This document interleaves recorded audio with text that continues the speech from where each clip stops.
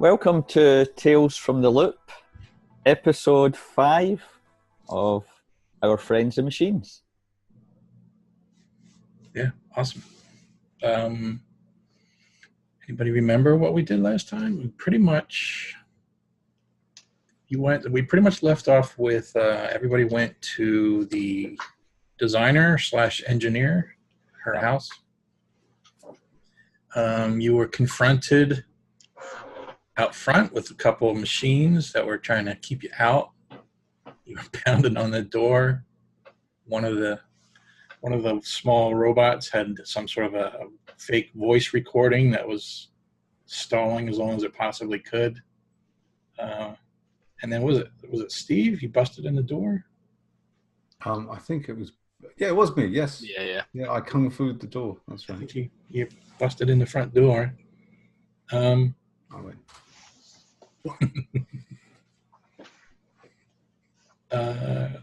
Chris, I'm going to ask you to change your name thing to Butch. Oh.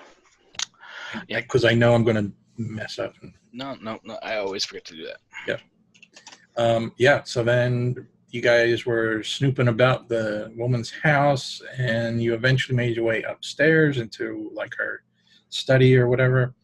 And it was a little bit of a gruesome sight in that she was like sitting at her desk, drawing, making up what looked to be new plans for new robots. But she had cable coming out of the back of her neck. And it was just like she pretty much was in a weird zombie state, for lack of a better word. Candy wrappers and chip wrappers scattered all about the floor. Computer and like mishmash of other robot toys that have been somehow kit bashed together and connected to the computer, and every wire's gone and everything was coming up into the wire in the back of her head. I think we ended up where, Tony, you ran downstairs to call The special agent guy. Yeah.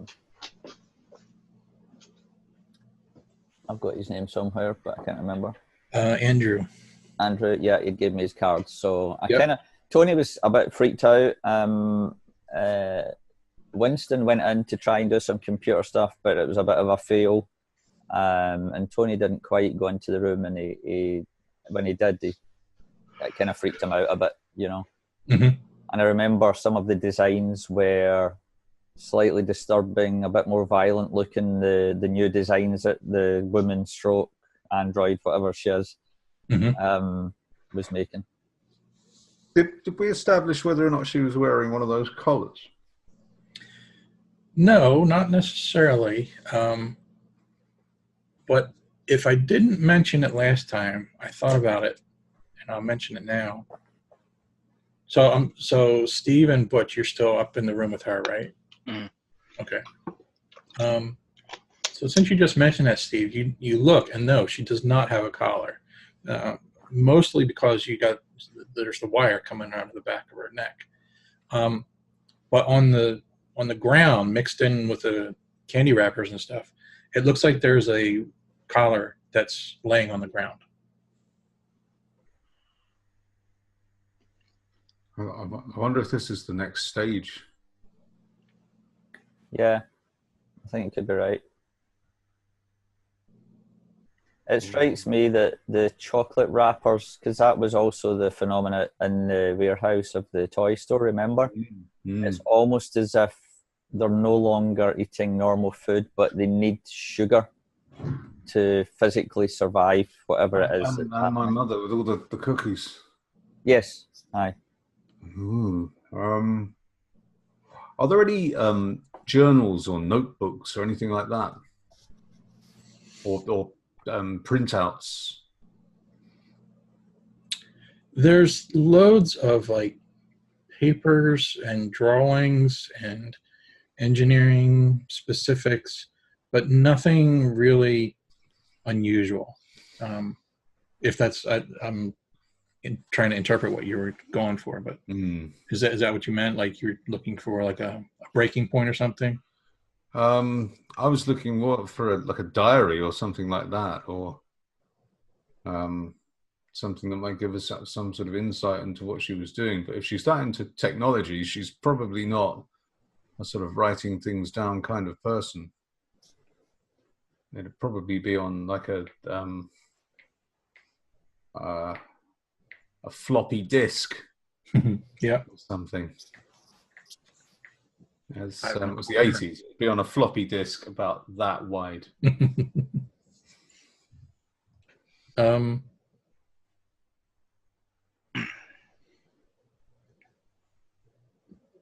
Butch, anything you want to do in particular? Or?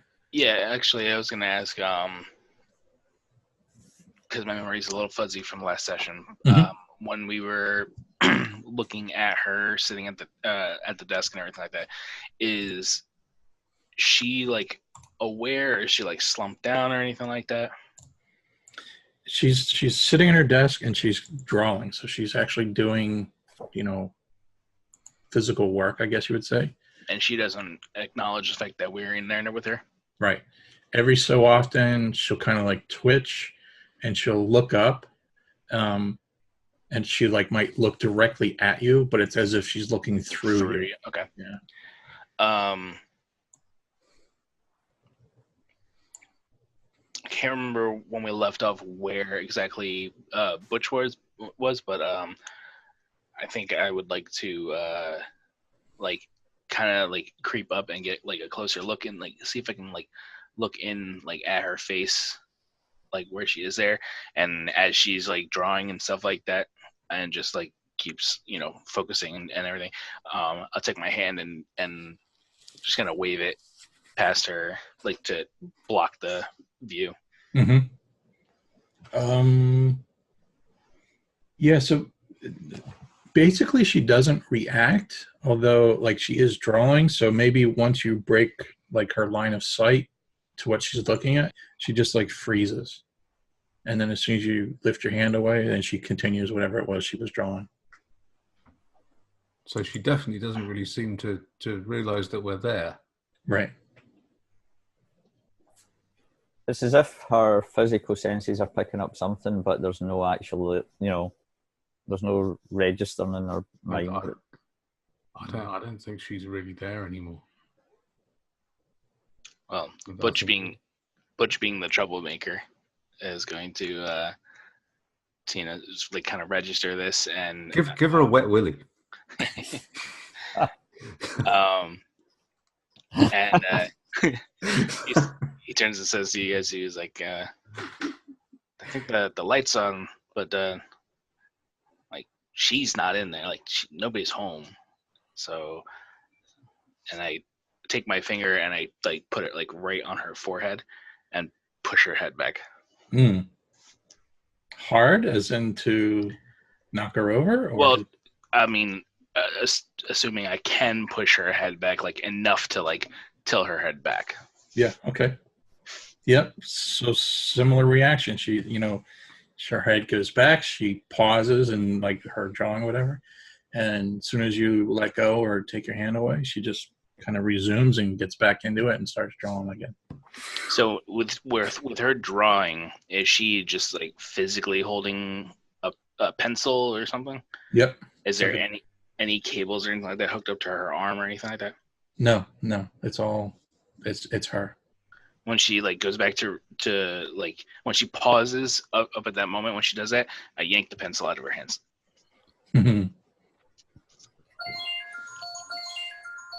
Assuming she'll let go of it.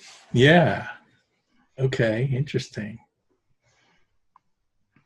I'm gonna say she looks around her desk and she's bound to have some other drawing instrument.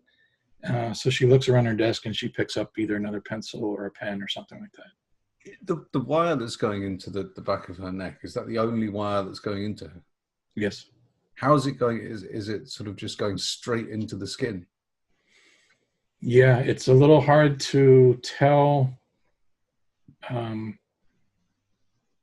Like it doesn't appear to be like a phone jack. There's no receptacle. It's kind of like the wire is actually going right in. Can I just, not necessarily picking up the cable, but I will if I have to, Can I find out where the cable's going? Yeah, it goes down the back of her chair, and then kind of like wanders around through all the debris and stuff, and eventually it ends up going into one of the toy robots, and then the toy robot is hooked up to the main computer. Huh. Is it attached to the toy robot by a jack plug? Yeah, that makes sense. Yep. I'm going to pull the plug out. Oh boy. Can we tell what toy robot this is? Like, is it one of the line of My Friend the Robot, or? Yes. Mm-hmm. Let's see. It would be. It's a series of them. It's a series of them. So they're like, there's. I'm looking at the list here. So one of them would be the white popcorn machine, right? Something you probably have no use for, but it's useful here for some reason. The white microwave with a rotating plate and lockable door, a bit small. Micronus. Yep, Micronus. Cool. I like that one. Don't know why. So there's a series of them, but then it's also like some of them have been butchered to the point where it's pieces of this one, pieces of that one, all combined. So it's not necessarily one that's on the list. Okay, I'm going to pull out the plug then. And okay. People say that the kids in Tales from the Loop can't die. Hold my beer. I'm trying to get the timing down. Tony, did you already call, or is this while you're downstairs? Well, I'm imagining a lot of this is going on while I'm, kind of heading downstairs and that, but I think I'm probably on the phone by now, I would imagine. All right. Unless you want to change that timing.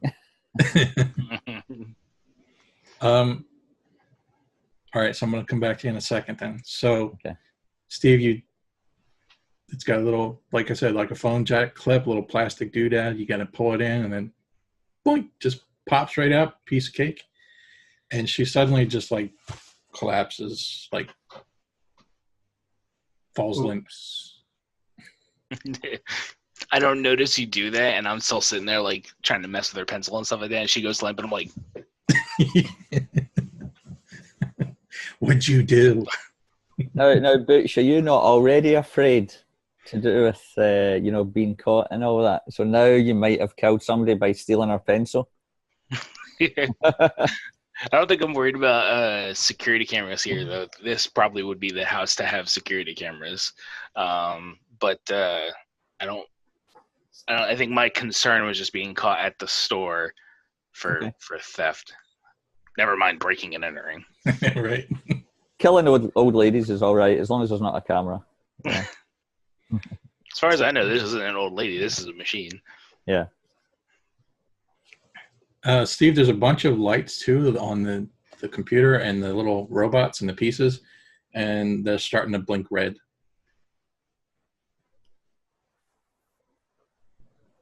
Remember. What is actually happening here, man? It's weird. All right, do you want to make your phone call in, Tony? Yeah. Who's that dude's name? Can you remind me, Jeff? Andrew. Andrew, that's right. And he gave you a business card with the room number to the Apple Farm Yard Motel.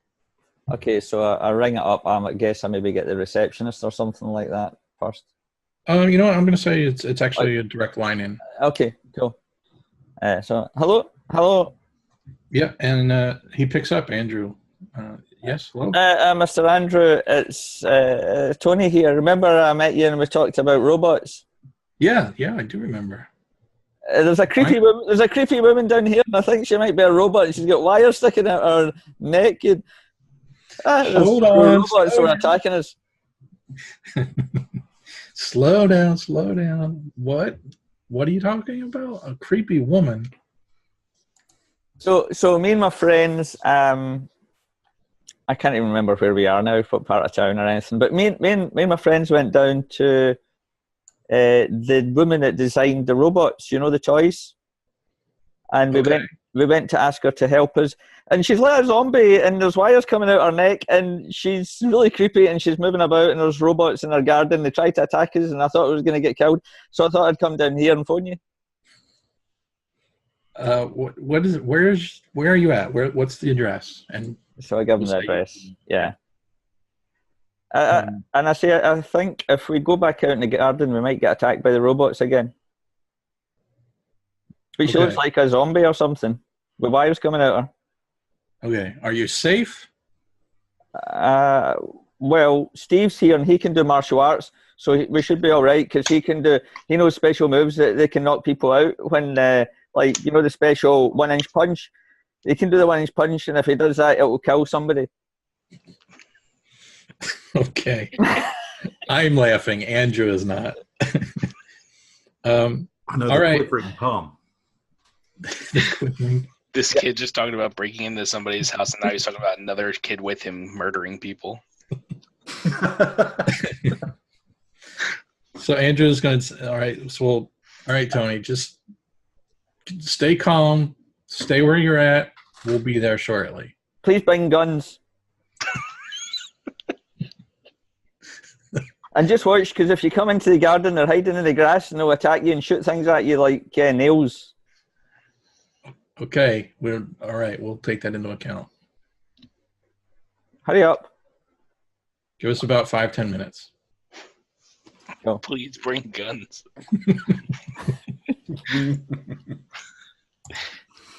That's the best 13-year-old I've done in a long time. I think you might want to rephrase that. Oh, seriously, come on. This is a children's show. So after the panic, I go into the kitchen and look for cookies. Okay. Assuming there's no robots. Yeah, there might be. There is a microwave in there. Nah, I just go upstairs. I'm too scared. Don't eat any popcorn, whatever you do. You're like walking into the kitchen, and it's like you're second guessing everything you know now. Right. Every mechanical device is suspicious. The fridge, the chairs. All right, we can just finish. That's Cookie Jaricus. We can fast forward unless you guys want to do anything.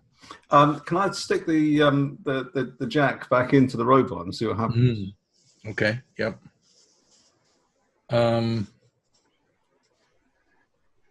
You do that, and you see some of the lights light up again.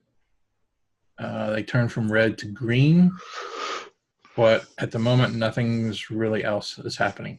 Oh, I killed her. I'll unplug it again. You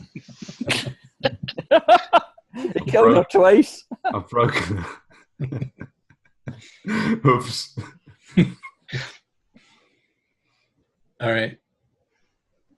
So in a short amount of time, I mean, it seems like it's... I think just before Tony comes upstairs, he gets if it's a tape recorder that was on, playing the messages, he does kind of some farty sounds on it. He records some like... Do that on it.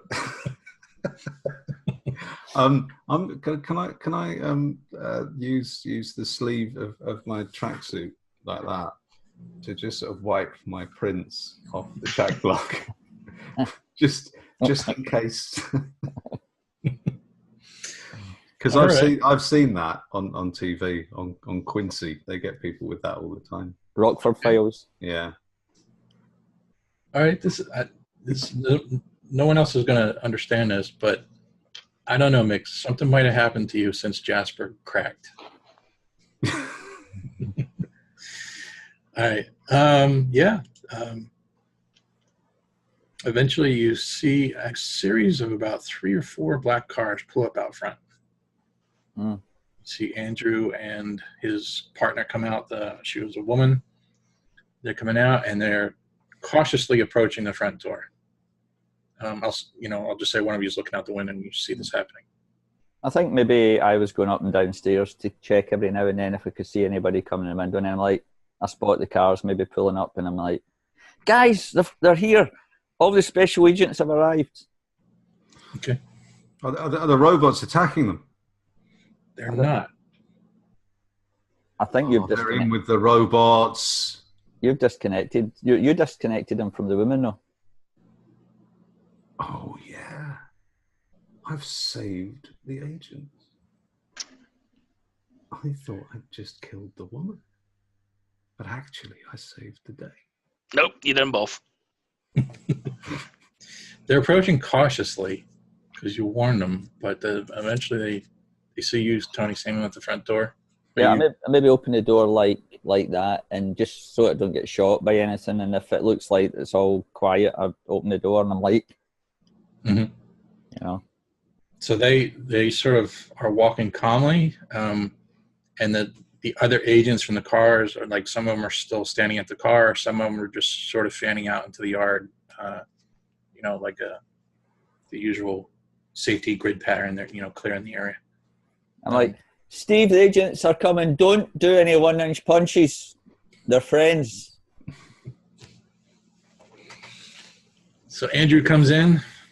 Tony, what is going on? Up the stairs, she's like a zombie. She's got wires coming out her head, and she was doing stuff. And because I don't actually know that the boys have pulled the plug on her. Right. So, she was, telling me she was drawing things, and she couldn't see us, and it was like she was a robot and didn't know we were there. So they make their way up the stairs. When Tony said that the robots weren't attacking, can Butch check Recomex and see if he's doing anything? Because I still have him attached to my wrist. Mm-hmm. No, not really. This whole entire time, he's not really reacted in one way or another. Okay. So Andrew and Beverly make their way upstairs. They see the woman limp in the chair, and first thing they do is go up and they check for a pulse. And they say she's still alive. But they do a couple, like maybe shine their pen light in her eyes and stuff like that. And they get on the radio and they call one of the emergency squads. And he's sort of looking at you two now, Steve and Butch. He's like, "What happened?" And I want to explain it. You can if you want to just fast forward. No, I'll fess up. She was being controlled by that computer, by that robot that's plugged into the computer, and I unplugged it, and then she went limp, and all the robots outside just stopped. But before that, they were attacking us with nails and ball bearings and harsh language.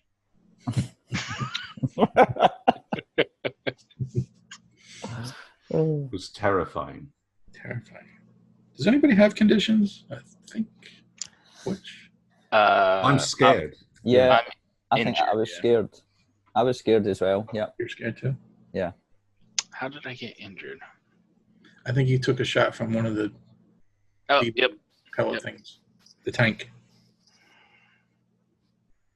Okay. Let's see. So he listens to your story. It's a little out there, but he's taking it all in. He's not, he's not dismissing it.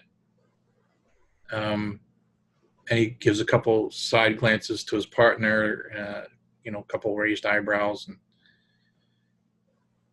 I think what I'll do is, why don't you guys all do an investigate, which for each success, you basically get to ask questions and stuff like that. So think about what would you want to ask them, either about them and the situation, and or you could ask me, the GM, as to maybe what else is happening in the room. Can I roll for Winston as well, because he's in the room? Sure. I got no successes. Same. Wow. I only have a mind of 2 and nothing in investigate, so You got a mind of 2. it didn't really have much to go off of. Surprisingly, Winston's only got a mind of 3. Oh, you know what? If this had a soundtrack on it, I got one for Winston. When we discovered the woman plugged into that robot, the piece of music, the 80s piece of music that you should use for her, if it wasn't for licensing and things and it being impossible, should be Visage, Mind of a Toy. Yes, I remember it. Yeah, that would be perfect. Yeah, I have the capability to play soundtracks, but I still don't. I don't get the whole YouTube stuff, and it's like that fear that it could possibly be pulled down. It's like you might get away with like 3 seconds and that's it, something like that. Or I think it might be at times possible if you're playing it like out here and your mic's picking it up, so it's not, But if you do any kind of lengthy piece, it just comes off. Yeah, as long as you're not playing the whole thing. What if we sing it? Oh, come on, seriously.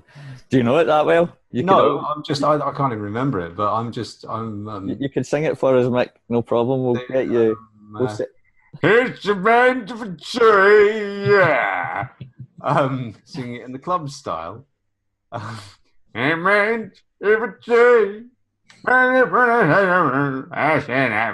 And second thoughts, we'll risk it. Never to return. We'll risk it getting taken down off of YouTube, Mike's all right.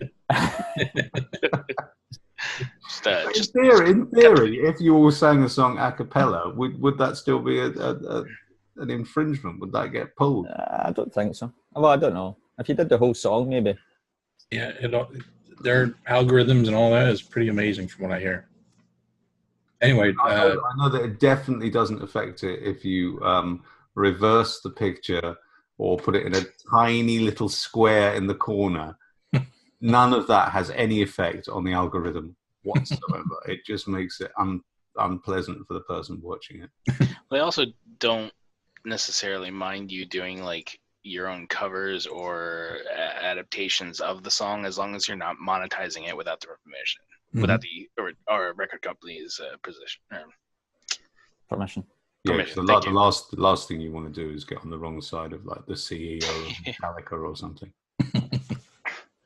We had like 5 viewers. We honestly. We are the viewers. just triggering the algorithm would be a success. It's the 4 of us and my mom. And mixed dogs. And mixed dogs. He's fine unless there's bagpipes in it. Then he goes crazy. Tony, any successes for you or Winston? Winston got one. One. That's not a lot of questions. Do you want to ask anything in particular? What the hell is this adventure all about?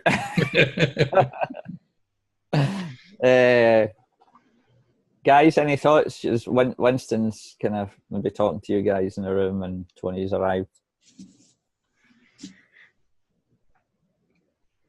I guess it's, would you guys agree it's what is happening here, Why is this woman connected to it, and is she controlling the robots, or are the robots controlling her? Or yeah, probably something along those lines, because they don't seem to be phased by the fact that she's here connected to a computer. They're just like, check to see she's alive, okay, she's alive. Yeah, as if they know about it. And that's like, yeah, right, exactly. I'd like to know if we're in danger because we've all got these toys. Is this going to happen to us? In fact, is this going to happen to my mum? That's a good question. Maybe we should ask that question. Let me phrase it this. Let Winston phrase it this way, because he's our tech dude and he knows how to get the most out of one question. The fact that she's linked up to wires is like, and there's one on the floor, is like the silver necklace that Butchie's dad and Steve's mum has. Are people being controlled by these necklaces? Do we need to get them off? Are they going to end up like this old woman, this designer?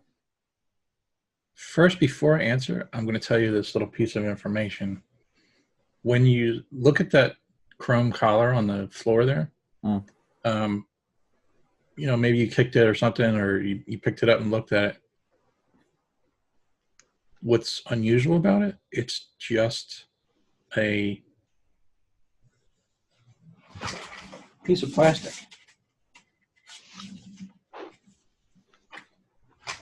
It's got a chrome finish on the outside. Yeah. But like on the inside, it's kind of basically like a white plastic. So there's nothing metal on the inside of it. Correct. Just like the head of Biotron from Micronauts.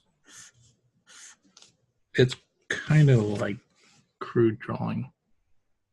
You see that? Yeah. It's like a half a circle. Yeah.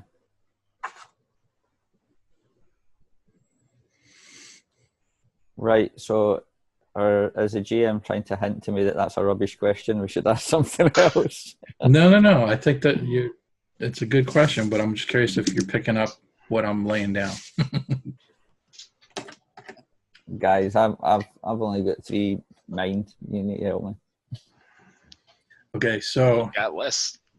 here's what's happening. So we'll say that Andrew notices it, and he looks at you looking at the collar, and he says, it's not the collar. The collar seems to be, I don't know, a protection almost, or a decoy. The collar was put on in order to disguise or hide the fact that they've been chipped. Chipped? They've had some sort of implant. Oh, into their body? Yep. The back of their necks. How do we get them out? It can be done. You should have a doctor. It's fairly easy with local anesthetic. I mean, you could do it forcibly, but I wouldn't recommend it. Like, Steve, tell Andrew about your mum making all those cookies. She made like hundreds of cookies. And she looked like a zombie watching TV. What he said. He takes out, he looks at Beverly and he asks Beverly to hand him the briefcase. She unlocks the briefcase and hands him a folded up piece of paper, and he starts unfolding it on the floor. And it's basically a map of the town. And all over the map, there's little X's, red X's. And he shows you guys the map, and he says, where do you live that you're talking about your mom and your dad having the collars? And when you look at the map, you notice that it's actually got a red X right on your house, right where your location is. I live at that red X there. He says, we've been picking up a whole series of it's like a network almost of radio signals. It's as if these locations are like transmitting. Not all the time, but every now and then we get a ping, and it registers, and we've located to these several spots around town. Steve, tell him about the spider robot and your mum that time, remember? Yeah. I've got one of these robots, and I woke up in the middle of the night, and it was on the end of my mum's bed, and it was just sitting there, and she was sitting up, all sort of blank faced, and it was like it was doing something. And I picked it up and I took it out of the room, and she just went straight back to sleep like nothing had happened. And you can see there's a bit of concern and worry on his face. He basically just says, if I were you, I would try to get your mom to see a doctor sooner than later. But who put the microchips in them? We don't know. I mean, we have suspicions. Matter of fact, I think you guys already do know. Do you remember what happened in the toy factory? On the VCR tape? Yes, Oh. was it the guy in the factory at the back office? But he had a collar on. He didn't always have a collar on. Was it the robots that did it? I don't know if you remember. We saw the robots jump out the box and attack the guys. So I think we would just blurt out to them that we saw a videotape and we tell them. Lin, didn't you? As my Sifu would say. What language is that? That's That's very poor Chinese for bloody hell. So the Decepticons, your robots are rubbish. I told you, you should have got one of the good ones. It's the bad robots that are doing it. Just like spiders. Yeah, it's evil. You should do a 1-inch punch on it. It's got more legs than all the others. It was the base. I just got it because it was the base. I thought we could all so it would be cool for everyone because I had the base. And, my mum worked really hard to get me the voucher for this. So, Mr. Andrew, What with her being strong and independent? Yeah. Mr. Andrew, what about this giant robot you were looking for? You told us you were looking for a big one. Yeah, 2 of them actually. We have not found them yet. Is that something to do with this, do you think? That's what we're thinking. Do you think they're controlling these little ones? That's what we're thinking. Maybe there's some evil scientist guys controlling the big robots and they're controlling everything else. Either that or the robots are taking over. Or maybe the robots, maybe it's all just a coincidence, and the chipping and the toys would have been okay had it not been for the fact that the escaped robots have sort of started communicating with them and taken everything over. I know what it is. Remember we watched Terminator with Arnold's, whatever his name is, Oh, it's pronounced Zinganingator. Right. Well, him anyway. Maybe the big robots have come from the future and they're putting microchips on everybody because we're going to turn the human race into slaves of the robots. That's what it is. What, like there'll be some sort of horrible dystopian future in which everyone's connected to some sort of worldwide computer network and they never leave their houses? Something like that. That sounds horrifying. I'm feeling personally attacked right now. Yeah, I don't want to blame him.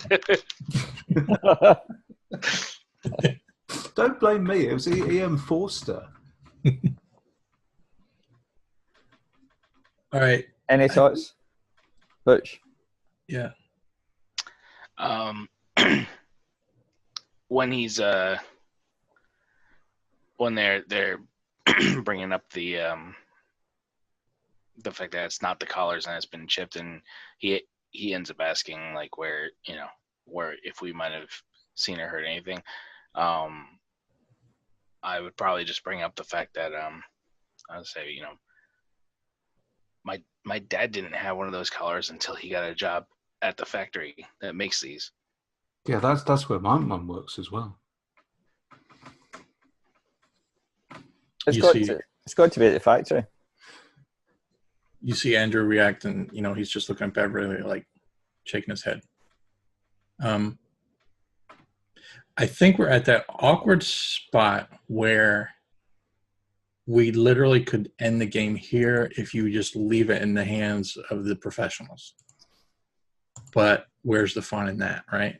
Well, Tony's getting this really cool idea. Mr. Andrew, why don't you make us your special agent deputies? And you could send us on a mission and we'll go in first and then you come in With the guns. With the guns. In with the guns. Bring the guns. Did you get the guns? What you talking about, Tony? We could be like special agents. Yep. He looks at Beverly and he just like shrugs his shoulders and he just starts giving you a bunch of words, gives you a blessing, you know. Testicles, wallet, and what? Go forth, my son. Go. Tony's, save the world. Tony's like imagining this is like him being knighted. Just like in my games. When after he says his special words, he opens his hand and he's got his D20 in his hand and he's like, yes. Do you give permission to do his 1-inch punch if he needs to? I give permission. Okay, Don't get hurt. Where do you want us to go? Where do you want us to go, Mr. Andrew? So these guys are actually doing this for us. They're actually allowing us to be deputies. Sure. Okay. Well, I mean, look at it. We've done more than they probably have, so they may as well, you know.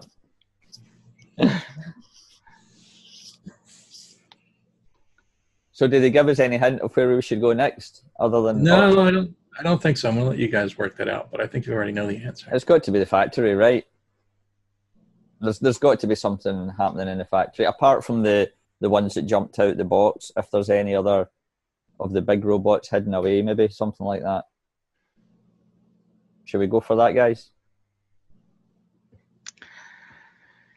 Seems like the only logical place to go. It seems like if we were just talking about this, it's got to be the factory. Then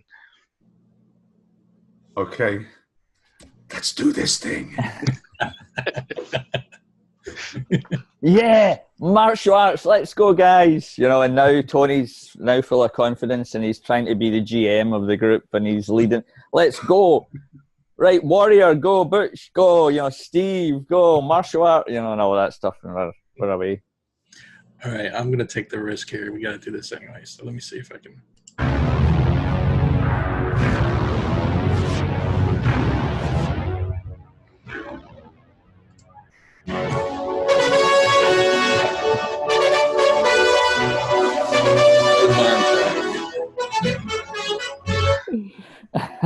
it's like a montage of us like gearing up to go to this thing.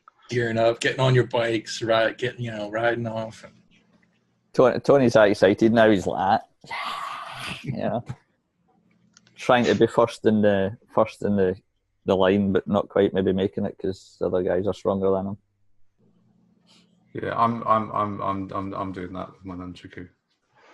But every now and then I have to stop because the chain breaks and I have to go and get the other bit and sort of push it on again. As we're kind of cycling down the road. Sorry, on you go. No, I was gonna say like if this is actually happening, sort of like a montage. Butch would like to head back to his house and see if his dad is there.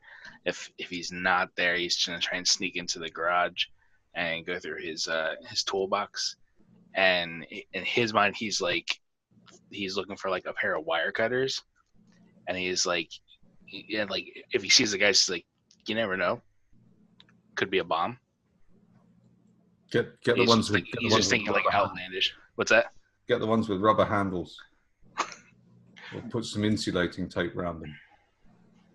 Because he's Otherwise thinking you might get electrocuted. He's thinking there's gonna be like a chain link fence. He's gonna have to clip his way through and stuff. Like he's got this whole mindset running of breaking into this place. So yeah.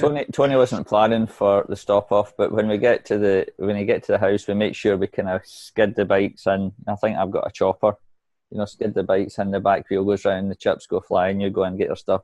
But when we're leaving the house, Tony just wanted to shout, "Follow us, special agents!" As he's cycling away down the road. And then he realised that Butch wanted to go home first, so he's not sure if the convoy of cars is following him. Wait. Time out! You guys wait here. We'll be right back. Okay, so factory. Yep. Okay. It's on the southern side of town, kind of the opposite location of where the woman's house was. But yeah, we'll say that. So you stop off, you get some tools, wire cut. Anybody else want to grab anything you think you might need, or fruit cups or anything? Or Pringles, yeah. Flashlight. Twinkies. A couple of pouches of space dust. And a can of Coke, because if you combine the two together, I heard in the playground that it turns into a bomb.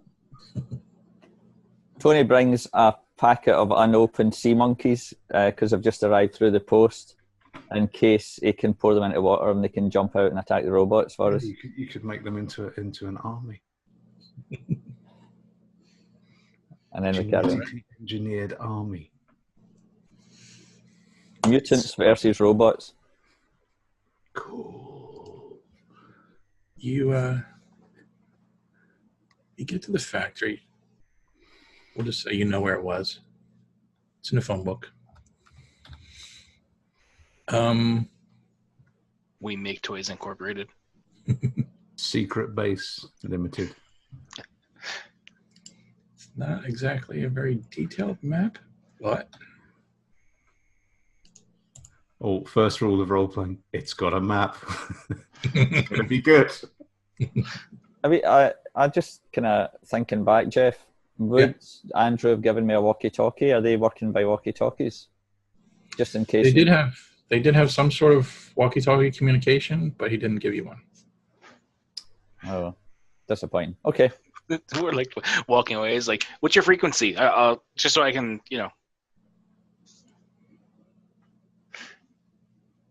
Channel 13. So you approach the factory. You're kind of on the outskirts of town now. So it's, the warehouse district sort of thing, industrial section, big nondescript buildings. And this particular one's got the toy factory. It's got a big chain link fence around the whole outside perimeter. It's got barbed wire going across the top. It has a small, gatehouse or guardhouse. 2 large gates, one going in, one going out. And then there's a smaller, just a single chain link door so that, anybody who wants to walk in can just walk in without having to raise and lower the big gates. You can see from the little picture, it's got the main factory, and then on the side there's a smaller building which is designated as the warehouse. I'll say this too. You notice the top of the factory, there's like a tall tower with a little red light at the top blinking.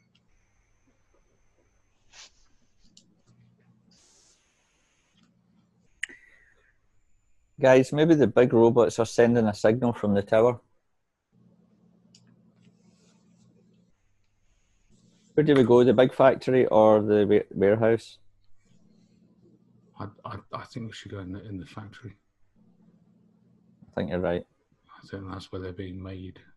And that's where everyone works as well. What side did we approach? You tell me.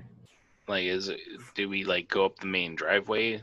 Because the gate was down towards the bottom, and then there was the warehouse and then the factory.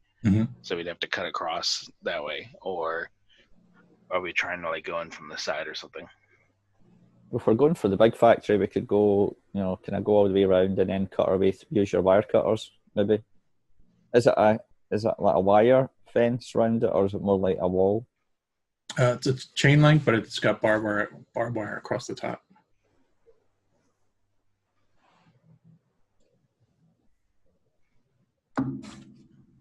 Which is looking at the chain link fence. He's like, told you guys.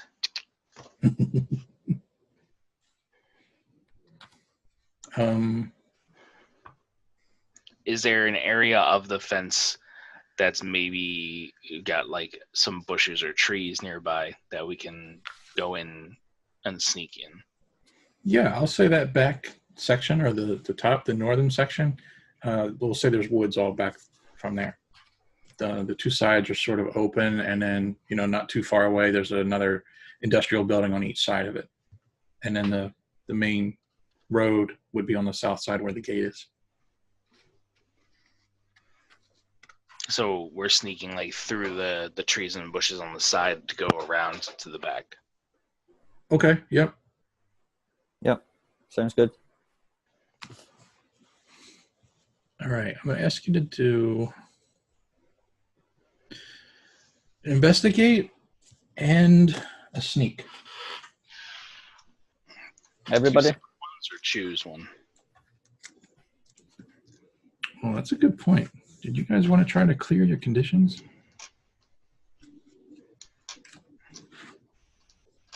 I don't think we really had any downtime. Like, clearing conditions has us going to the to our safe house, right? You either have to go to the safe house, or you can do talk to your anchor. And we pretty much just came straight from where we were to here. Okay. I mean, I'm fine with not clearing the conditions because we're just we're convinced at this point. We're just trying to go and do this now. Yep. Okay. Makes sense. So these are two separate rolls? Yeah, I'm going to ask for 2. Okay. Nothing on that. 7.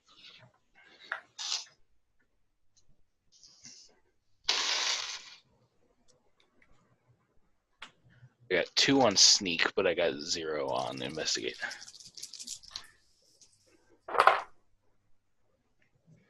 I failed my sneak and I got 1 on investigate.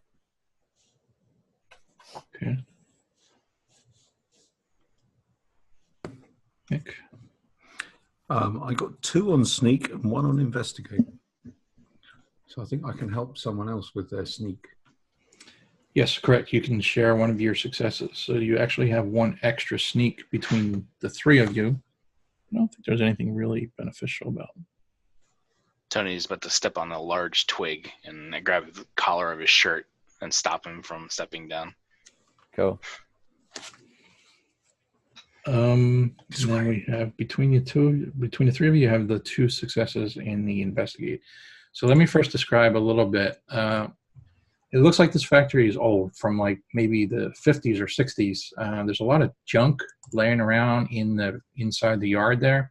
There's a parking lot. There's some old trucks that are just like rusted out heaps. Scattered scraps of metal here and there. The grass is, knee high. It's not been kept up very well at all. So everything from the outside looks very run down. You're pretty sure every now and then you see one of the little deceiver robots. Looks like they might kind of be on patrol. Wow. So I'll let you guys, if you want to ask any sort of questions for the investigate, I can try to answer anything you have. We only got the 1 investigate. 2 technically. Yeah, 2. Okay. And just so I know I have the rules right, how many questions does that net us? Yep, technically it's 1 question per success. Okay. Ask 1 additional question and take +1 die to 1 roll when you. Oh, that's interesting. You get a +1 die when you use that information. Oh, right. I'm wondering, guys, could we use 1 to find a good route into the factory, like actual investigate as planning a way in, and then if we need to sneak again, we'd get the +1 dice roll to sneak again or something like that. Yeah, we could work out where the cross-hatch bits are on their view cones. Sorry, wrong game. But we could sit there. If we sat there for a few minutes, we could sort of watch their patrol routes and try and figure out where the gaps were, if there are any gaps. Mm-hmm. And then or the timing between them passing Yeah. and see if it would give us opportunity to make a run across the courtyard. Yeah, so the investigate's almost like the strategy, watching, observing the strategy of how to get in, and then the second investigate could be a question for information. Sure, that all makes sense.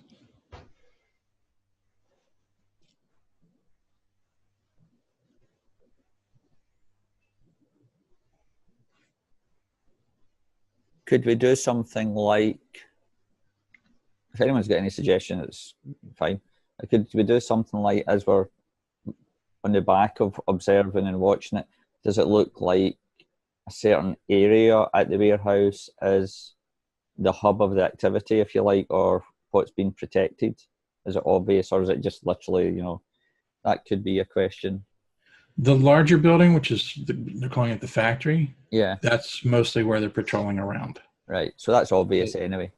So the smaller building, the warehouse. On the map, it doesn't show it, but in the scenario here, the buildings are connected. So I'll just say there's like a walkway or like just a little hallway that connects the two buildings. Okay. Up to you guys if you want to ask some kind of question for the second one. I can't really think of one. I would let you guys save it too if you wanted to. Yeah, should we save it till we actually get into the building? That could be a good idea. Okay. All right. What are you gonna do? You gonna cut the fence? Yeah, I think so. Go for it, Butch. Yeah, I see like the like little break in the bush, like right up along the fence, and I grab the bottom of the fence. Like maybe Butch might have done this before, and I kind of pull it out and starting to snip like a half circle for us to be able to crawl under the fence. All right, I'm going to ask you guys. And all right, so you pull the fence up. You guys wiggle through. No problem. Where are you headed? We were saying that we're going to head to the big building, right? Yeah. Okay. Is there a door or windows that are accessible? Yeah, there's the front door, the main door, and I'll say there's a side door in the back there with like a picnic table, like where they might come out for lunch breaks. Yeah, we'll go for that, I think. Okay. I'm going to ask for a sneak roll.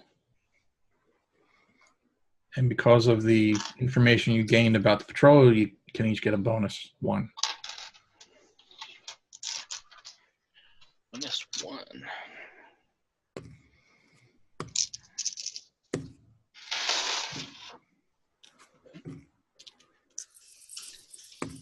I have 1 and 1 rolled off my desk.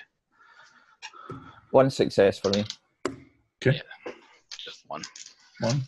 With 3 successes. Wow. Okay. I had 7 rolls. So. Nice. You envelop us in a cloak of shadows. Everybody's kind of looking at you, Steve, like waiting for you to give the signal, like, now, go. Yeah. You guys run in across. confusion with another scenario, I just go and start blowing a cloud of smoke out around us. But I do it in Chinese. You make it to the back door, and I think we're going to make it a little hard for you. There's a keypad. The door's locked. Hello, Winston. Yep. Our tech expert, can he do, would that be program or calculate, maybe? Program, I think. I'll let you choose either one. It's both the same anyway, so that's 8 dice. 5, 6, 7. You better do this, or I'll be raging them.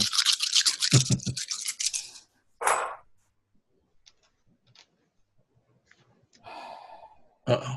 No dice. Wow. So is Tony's Tony's holding on to his lucky dice, his D20, and he's going, get it, get it, get it. Can I use all my luck? Yep. My,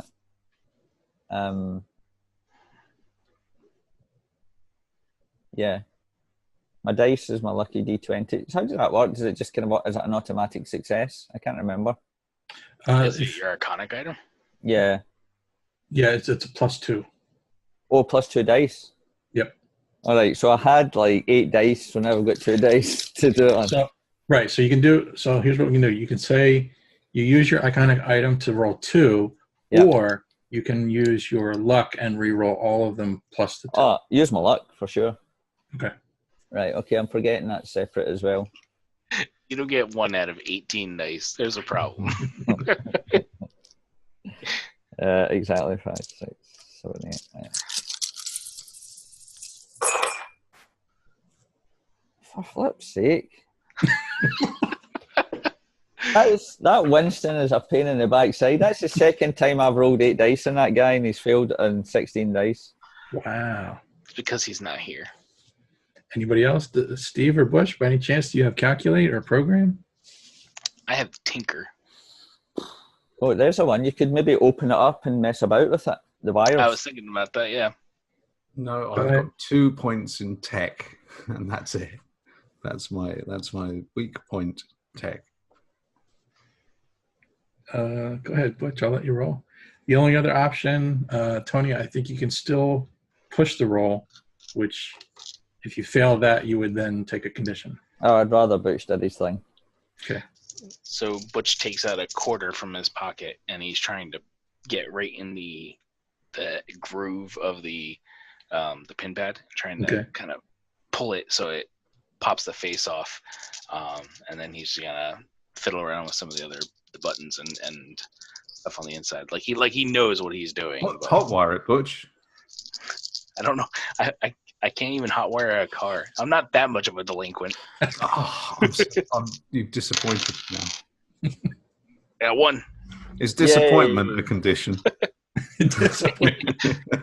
I'm imagining while Butch is messing about with that stuff, Tony's like bugging the life out of him, practically whispering in his ear, going, I saw it on TV where the guy got a chewing gum wrapper and he put the wrapper in, the metal wrapper, and just really. Oh, was that in A Man Called Sloane? I don't know. I saw it in a film. Yeah, so I'm going to can it with the pointlessly obscure 1980s. Tony's like, I'm 13. I don't know. Things that were never even shown in the countries where they were made. They were just shown on Anglia on a Sunday afternoon. So Winston tried all his little high-tech gadgets and his laptop, and Butch just takes out a quarter and is like, bink, pops the face panel off. Does a few, like maybe spits on it or something, short circuits it, and you hear a buzz, and the door unlocks.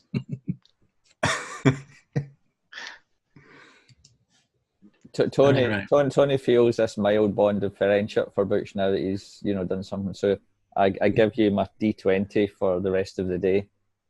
For luck. I'll mention too, Ken, your character has the lead, I think. Yeah, that's true. Oh, if you come up with like a plan, you can like dole out a pool of successes and stuff like that. So right, guys, here's the plan. We go in here, get the evil robots, and unplug them. How's that? What if they're not plugged into anything? 1-inch punch. I don't think that works on robots. Right, well, Butch goes in, we distract him, Butch goes in and he pulls the wires out and puts coins in them and all that. Now the coins. Could we put sugar in their petrol tanks? As I say, I've only got 2 in tech. Okay, let's go. Let's do it. Let's go, guys. Judging by the candy wrappers, they run on sugar. Wouldn't we just like super fuel them? Oh, that's a good point. Yeah, they like chocolate. You know what? What if we give them plain chocolate? Then they think they're going to like it, but they'll be really disappointed. Just pure cocoa. I don't know. Suddenly realise it's a little bit bitter. Unsweetened. Yeah. We've got 10 minutes to get back to Butch's mum to finish off the rest of the cookies, so let's do this. Well, that's what I was just going to say. I don't think we're going to finish it then in 10 minutes. So let's just break it here. Although, if you guys want to, here's what I'll say. You open a door, you make your way in. It is a Sunday, so there's only basically, it's like a skeleton crew, so it's not fully staffed. When you enter in, you see there's maybe like 3 or 4 people that you see on the floor, the factory floor, and they're in that zombie mode. So they're not paying attention to you. Okay. You see an occasional robot scurry across the floor. I'll show you the map too, just so you can. Yeah, there's nothing. I'll just describe this real quick. I'm not trying to rush you or anything, Jeff. But if you got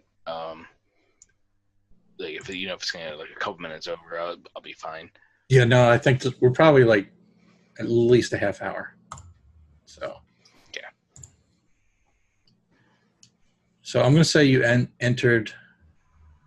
They're showing an outside stairwell here, but I'll just say that's where you entered. So you're on the first floor. You walked in the back door. So kind of what you're looking at here. This. Can you see my cursor? Yeah. Okay. Yep.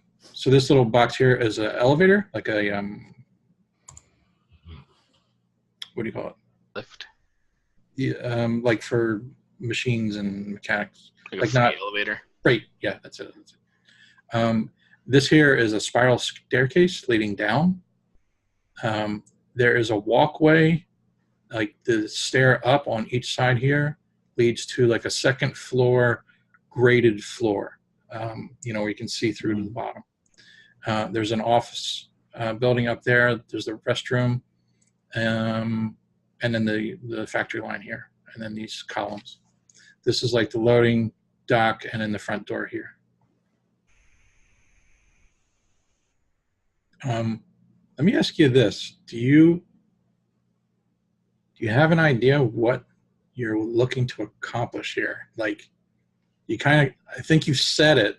I just want to like solidify it. I think we need to find some way of disconnecting the robots from everything else. Like maybe they're connected to a transmitter or. Yeah, I think it's jamming the signal, because it's clear when we come in here that the human beings are walking about like robots. So I think there's a signal being transmitted to these little.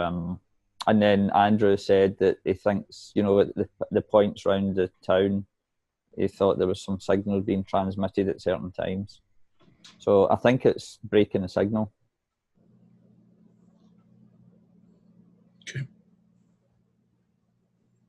So there's got to be a transmitter somewhere.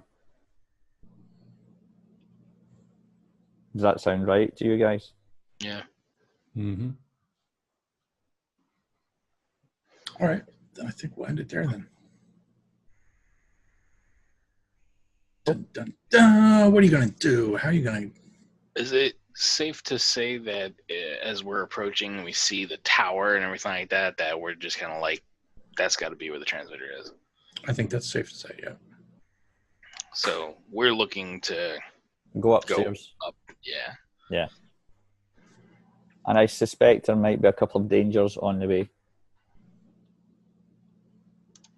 It's all about, I don't know what to say. I'm not going to say it. Keep us in suspense. Yeah. EMTs. Follow us for another enthralling episode of Our Friends and Machines.